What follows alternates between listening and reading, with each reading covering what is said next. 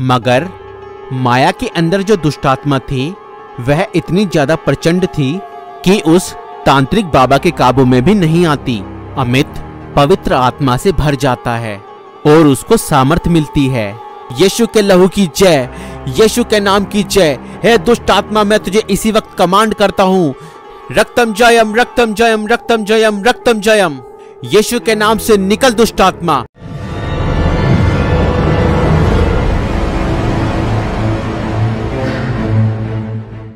अमित, अमित मुझे बचा लो, मुझे बचा लो अमित, प्लीज मुझे बचा लो। माया!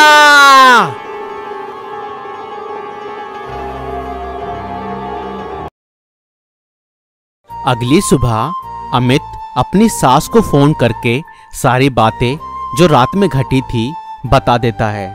दामाद जी, माया के ऊपर किसी बुरी आत्मा का साया है, इसे किसी तांत्रिक बाबा को दिखाना होगा। नहीं मम्मी जी, यह सब बाबा तो ठगी होते हैं और ये कुछ भी नहीं कर सकते।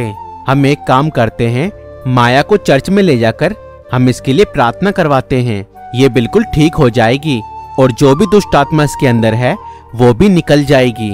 नहीं नहीं, वो तो अंग्रेजों और ईसाइयों का भगवान है, हमारा नहीं। और देखो दामाद जी, मेरी एक ही बेटी है और मैं उसे खोना नहीं चाहती। और शादी करने से पहले यही तो तय हुआ था ना कि तुम मसीही धर्म से दूर रहोगे। सुल्तानपुर में एक जाना माना तांत्रिक रहता है, तुम फौरन इसको वहाँ पर लेके जाओ, यह बिल्कुल ठीक हो जाएगी। अमित इन सब तांत्रिक बाबाओं पर बिल्कुल भी विश्वास नहीं रखता था। उसका विश्वास तो परमेश्वर पर ही था कि सिर्फ परमेश्वर ही माया को ठीक कर सकता है। मगर उसके ना चाहते हुए भी उसे माया को लेकर तांत्रिक बाबा के पास जाना पड़ता है और तांत्रिक बाबा माया के ऊपर मंत्र फूंकता है। मगर माया के अंदर जो दुष्टात्मा थी वह इतनी ज्यादा प्रचंड थी कि उस तांत्रिक बाबा के काबू में भी नहीं आती। मैं किसी को नहीं छोड़ूंगी, मैं किसी को नहीं छोड़ूंगी। और जब तांत्रिक बाबा ने देखा कि ये आत्मा अब काबू से बाहर हो रही है तो वह वहां से भाग निकलता है और अमित माया को जैसे तैसे करके घर ले आता है। अब हर दिन दुष्ट आत्मा माया के ऊपर हावी हो जाती और माया रात में उल्टी सीधी हरकतें करने लगती। यह सब देखकर अमित पूरी तरह से टूट चुका था, मगर उसे समझ में नहीं आ रहा था कि अब वो क्या करे। हे शैतान, छोड़ मेरी माया को। नहीं छोड़ूंगा। तुझे छोड़ना होगा शैतान, तू छोड़ेगा। लगा ले, जितना भी जोर तुझे लगाना है लगा ले, मगर मुझे तू इसके अंदर से नहीं निकाल सकता। बेटा, एक बात हमेशा याद रखना, परमेश्वर हम मनुष्यों से बहुत प्यार करते हैं और वो हमें कभी नहीं छोड़ते। कई बार हमारे पाप हमें परमेश्वर से अलग कर देते हैं और हम पाप की वजह से खुद परमेश्वर से दूर चले जाते हैं। उस उड़ाऊ पुत्र की तरह जिसके बारे में यीशु ने बाइबल में बताया। मगर जब एक उड़ाऊ पुत्र अपने पिता के पास वापस आता है तो पिता फिर से उसे अपने गले लगाता है, क्योंकि वह अपने पिता के सामने सच्चा पश्चाताप करता है और उसका पिता भी उसे माफ करके उसे वह सब अधिकार वापस देता है और उसे फिर से धर्मी वस्त्र पहनाता है। मेरे बेटे, हमेशा यह बात याद रखना, और अगर कोई गलती तुम्हें परमेश्वर से अलग भी कर दे तो उसके सामने सच्चा पश्चाताप करना।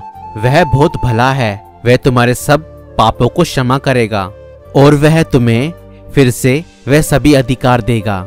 और मेरे पुत्र, यह बात भी याद रखना कि परमेश्वर ने हमें सांपों और बिच्छुओं को रौंदने का अधिकार दिया है, और यह सांप वही है जिसे प्रकाशित वाक्य में शैतान कहा गया है।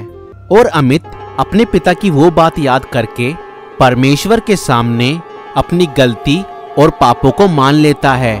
हे पिता, मैंने तेरे विरुद्ध में पाप किया है, मुझे क्षमा कर दे और मुझे फिर से अपना पुत्र बना ले।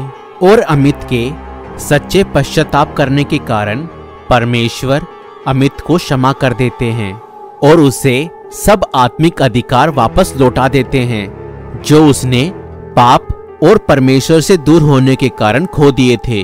और अमित के यह प्रार्थना करने के बाद अमित पवित्र आत्मा से भर जाता है और उसको सामर्थ मिलती है और फिर वह माया के ऊपर भी प्रार्थना करता है और दुष्ट आत्मा को यीशु मसीह के नाम से डांटता है। यीशु के लहू की जय, यीशु के नाम की जय। हे दुष्ट आत्मा, मैं तुझे इसी वक्त कमांड करता हूँ, माया के अंदर से निकल जा यीशु के नाम में। यीशु के लहू की जय, यीशु नाम की जय, यीशु नाम की जय। रक्तम जयम, रक्तम जयम, रक्तम जयम, रक्तम जयम। यीशु के नाम से निकल दुष्ट आत्मा, छोड़ दे इसको इसी वक्त यीशु के नाम में, यीशु के नाम में।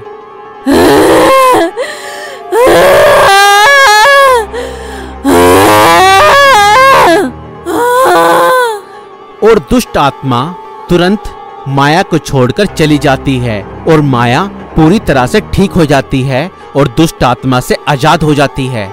बेटा, हमें माफ कर दो, हमने सच्चे परमेश्वर को नहीं पहचाना, मगर अब हमने जान लिया है कि वह सिर्फ अंग्रेजों और ईसाइयों का ही नहीं, वह तो सभी का परमेश्वर है।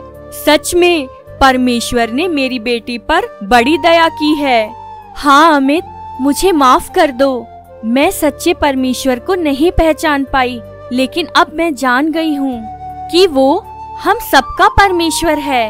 और इस घटना के द्वारा माया, अमित और उसकी सास ने उद्धार पाया।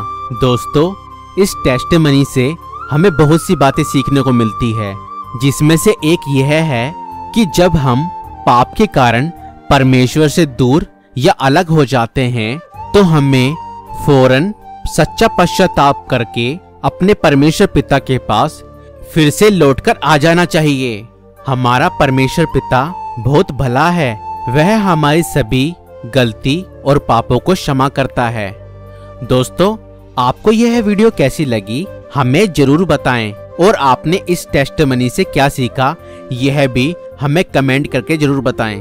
और आप यह वीडियो कौन सी जगह से देख रहे हैं यह भी हमें जरूर बताएं। हम देखना चाहते हैं कि हमारी वीडियोस कहां तक जा रही है।